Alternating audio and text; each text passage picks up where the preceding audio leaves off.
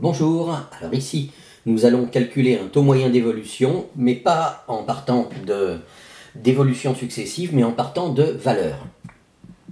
Dans cet exemple, nous avons le cours d'une action avec suivant des séances consécutives. Le 18 juillet à la bourse, l'action valait 20 euros et 3 centimes. Le 19 juillet, elle valait 20 euros tout rond. Le 20 juillet, elle valait 20 euros et 14 centimes. Donc vous voyez, l'action monte, elle descend. Et on voudrait pouvoir calculer le taux moyen d'évolution par jour entre le 18 juillet et le 25 juillet. Étant bien entendu que le 23 et le 24 juillet qui ne figurent pas là, c'était samedi et dimanche, et donc il n'y avait pas de cotation, donc le 25 juillet est considéré comme le jour d'après le 22. Donc on voudrait calculer ce taux moyen d'évolution, et pouvoir dire, entre le 18 et le 25 juillet, l'action a perdu ou a gagné en moyenne tant de pourcents par cotation. Enfin c'est plutôt perdu, puisque vous voyez bien que la dernière cotation est inférieure à la première. Alors, pour calculer un taux moyen, la méthode c'est toujours la même, il faut trouver le coefficient multiplicateur global, prendre sa racine pour trouver le coefficient multiplicateur moyen, et revenir du coefficient multiplicateur au taux moyen. Alors, ici, vous voyez, on ne nous donne pas les hausses et les baisses, on nous donne juste les valeurs, le cours de l'action. On ne dit pas, comme dans les exemples précédents, dans les vidéos précédentes que j'ai pu faire, hausse de 5%, puis baisse de 3%, puis etc. etc. Donc le coefficient multiplicateur global, il va falloir le calculer à partir des valeurs, plutôt qu'à partir de hausses et de baisses que nous n'avons pas. Alors la méthode très longue, ce serait de retrouver les hausses et les baisses. Si ça passe de 20,3% par exemple à 20%, on pourrait calculer le pourcentage de baisse. Ça se fait sans problème. Et il faudrait le refaire là, puis refaire là. À chaque fois, pour chaque évolution, pour chaque hausse et chaque baisse, il faudrait calculer le pourcentage de hausse et de baisse. On pourrait le faire comme ça et on se ramènerait aux exemples précédents avec des évolutions. Mais c'est totalement contre-productif parce qu'il existe une méthode beaucoup plus simple pour trouver le coefficient multiplicateur global. Lorsque vous avez des valeurs, vous pouvez, comme ici, vous pouvez retrouver le coefficient multiplicateur global d'un seul coup. Comment?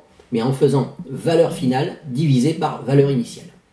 En fait, les valeurs intermédiaires n'ont absolument aucune importance, elles ne jouent aucun rôle dans la question, elles ne changent pas le taux moyen d'évolution journalier.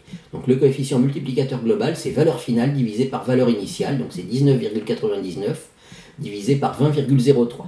Je peux, ici, c'est l'écran, il y a plein de calculs qui ne vous concernent pas ici, voilà, que je peux calculer ici, 19,99 divisé par 20,03, valeur finale divisée par valeur initiale, me donne le coefficient multiplicateur global, que voici, qui vaut 0,environ 998. Donc on va déjà écrire ça.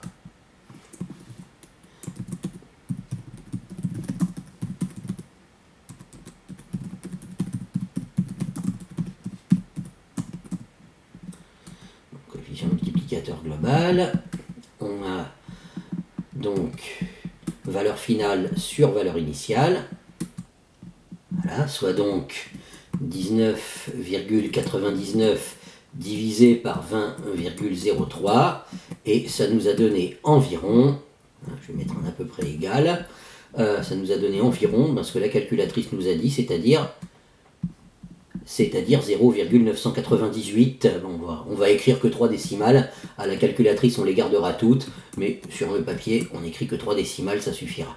D'accord? Maintenant, après avoir trouvé le coefficient multiplicateur global, là c'est toujours la même méthode, il faut retrouver le coefficient multiplicateur moyen. Et le coefficient multiplicateur moyen, c'est la racine du coefficient multiplicateur global, la racine d'un certain ordre que nous allons déterminer. Donc voilà, j'ouvre une racine du coefficient multiplicateur global, qui sera donc, on a donc trouvé à peu près égal à 0,998. Mais la question, c'est la racine de quel ordre? Alors attention, il ne faut pas tomber dans le piège. L'ordre qu'on met ici, c'est le nombre d'évolutions qu'on a eu, c'est-à-dire le nombre de hausses et de baisses. Donc il ne faut pas tomber dans le piège de compter les valeurs. Il ne faut pas faire 1, 2, 3, 4, 5, 6 et mettre une racine sixième ici, ce serait faux. Parce que ça, ce sont les valeurs. Il ne faut pas compter les valeurs, il faut compter les évolutions, les hausses et les baisses. Et combien avons-nous de hausses et de baisses? On va compter ensemble. Ici, du 18 au 19, nous avons une baisse. Puis du 19 au 20, une autre évolution, une hausse, ça fait 2. Puis du 20 au 21, encore une évolution, ça fait 3. et du 21 au 22, encore une évolution, ça fait 4, et du 22 au 25, encore une évolution, ça fait 5.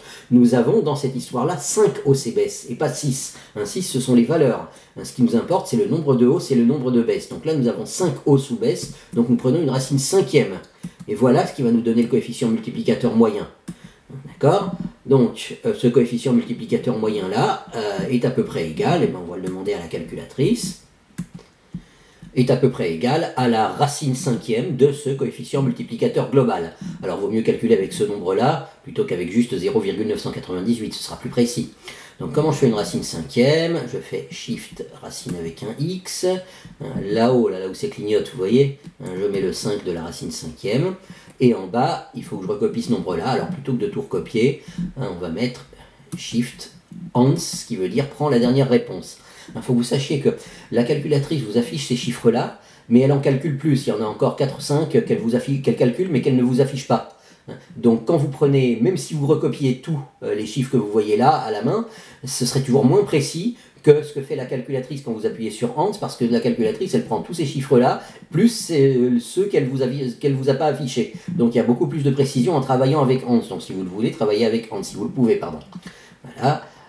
Donc voilà, il ne me reste plus qu'à demander le résultat pour avoir le coefficient multiplicateur moyen. Voici le coefficient multiplicateur moyen, 0,9996 environ. On va le recopier sur notre feuille. Donc 0,9996. Et maintenant, il faut qu'on repasse au pourcentage moyen. Donc le pourcentage moyen, pour passer du coefficient multiplicateur au pourcentage. On l'a déjà étudié à de nombreuses reprises dans les vidéos précédentes sur le taux moyen et aussi dans les vidéos sur les pourcentages avant. Pour passer du coefficient multiplicateur au pourcentage, il faut retrancher 1. Donc on prend le coefficient multiplicateur moyen qu'on a trouvé, 0,9996, et on lui retranche 1. Et ça nous donne ce que la calculatrice va nous dire, c'est-à-dire la dernière réponse, Shift ans moins 1. Hop. Voilà le coefficient multiplicateur moyen. Alors moins 3,997 fois 10 puissance moins 4. Ceux qui ont des calculatrices plus anciennes, il y a peut-être marqué moins 3,997 moins 0,4, ça veut dire la même chose. Ça veut dire que c'est un tout petit nombre qui commence par 0, etc. Et ensuite, il y a ces chiffres-là. Et combien il y a de zéros? Eh bien, il y en a 4, parce que c'est 10 puissance moins 4. Donc je vais mettre 4 zéros avant d'écrire le 3997. Donc il y avait un moins dans la réponse, donc on met le moins. 0,000397. C'est pas tout à fait égal, on va changer ce égal par à peu près égal, puisqu'on a fait un arrondi. J'aime bien être un peu rigoureux. Donc voilà le pourcentage moyen, c'est le pourcentage moyen mais écrit en écriture décimale. Si vous voulez le remettre en écriture de pourcentage pour faire une phrase réponse, il faut le multiplier par 100. Donc n'hésitez pas à prendre la dernière réponse et à la multiplier par 100, comme ça vous saurez combien de pourcents ça fait. Ça fait moins 0,04% à peu près. 3997, on va dire moins 0,04%. D'accord? Donc ça, écrit en écriture de pourcentage, je peux dire que ça fait environ moins 0,04%. Et voilà le pourcentage moyen d'évolution journalier. Donc je peux dire qu'en moyenne, pour répondre à la question, l'action a perdu 0,04% de sa valeur par jour entre le 18 juillet 2016 et le 25 juillet 2016. Donc vous voyez, c'est la leçon que nous avons tirée de ce petit cas-là, c'est que lorsque vous avez des valeurs, au lieu d'avoir des évolutions, eh bien vous passez au coefficient, vous trouvez le coefficient multiplicateur global directement en faisant valeur finale divisée par valeur initiale. Ça va plus vite que de multiplier tous les coefficients multiplicateurs, ce que vous êtes obligé de faire quand vous avez des évolutions. Voilà, au revoir.